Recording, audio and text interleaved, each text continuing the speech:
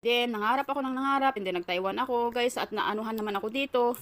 Nabigyan naman ako ng oportunidad na magkaroon ng amo na napakabait, nakakapag-negosyo ako, guys, dito. Nag-online selling ako since 2012.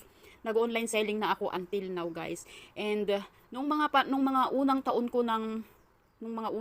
ng pag-online selling dito, syempre marami ring ups and downs, pero eventually nag-okay siya. And then nakapag naman ako, na-stable ko yung business ko noon, yung puhunan ko ba. Ganun. And then ngayon naging toxic at toxic na ang buhay sa Facebook, sa kung ano-ano. Ang daming nabubudol ka na ng mga nangungutang, ganun-ganon. And guys, yung gusto kong i-boost yung aking business, gaya nga dito. Kaya dito ko na lang siya ni-record kasi papakita ko sa inyo. Guys, those dreams to boost my business weren't come the way I'd like to be because of these cold-blooded people, heartless ones, giving them a full hand to help but ruined everything that planned. These people sucks. Made you hate yourself for being a fool over and over again, diba? Yung ang sakit-sakit sa kalooban mo, guys, na napakatanga mo, paulit-ulit kang nagpapauto, paulit-ulit, hindi ka natututo sa sarili mo. Why? Bakit? Ang daming tanong, guys, ang daming tanong na bakit hindi ka natututo, bakit hindi ka nadadala. Sinasabi nila sa akin ng ganun. Alam niyo kung bakit?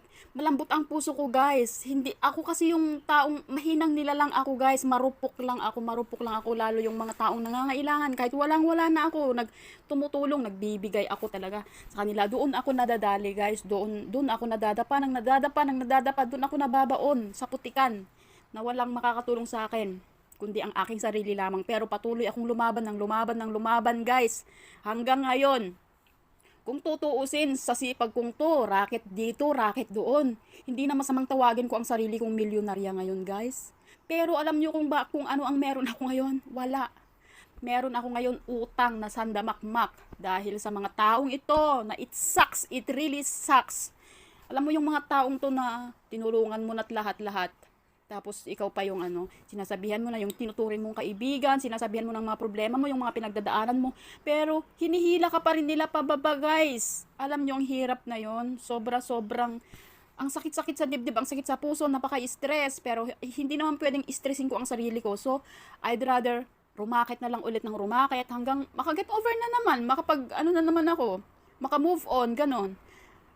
Pero guys, ito siguro yung pinaka-ultimatum na ko na sa aking sarili na wag nang magpakatanga. Dito na ako talaga hindi nakakaakon yung katangahan ko na paulit-ulit na lang akong paulit-ulit. Ang sakit sa kalooban yun, guys. Hindi ko matatanggap sa sarili ko yun. Kahit kung alam nyo lang, yung mga kaibigan ko nagsasabi sa akin na bakit paulit-ulit kang nagpapagago sa mga ganyan. Oo nga, no? Diba sinasabi ko sa sarili ko minsan, oo nga, no, bakit? Natuto naman na ako one time. Kaso siyempre, sabi ko nga sa inyo, mahina akong nilalang. Malambot lang ang aking puso, guys. And that's nature. Natural yan.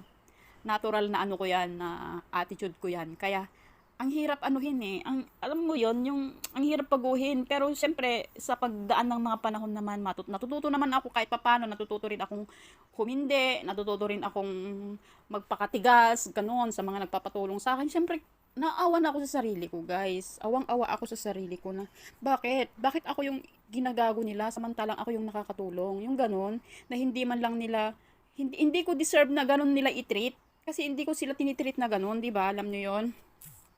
So guys, ang dami ko pang kwento pero ang haba na ng ating video. So ikakat ko na dito, guys. Ikakat ko muna dito.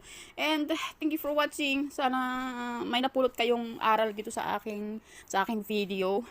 Kahit ganito lang yung video natin, guys. Kasi ito wala talaga ang purpose ko dapat. Itong aking tahanan na ito. This is my home.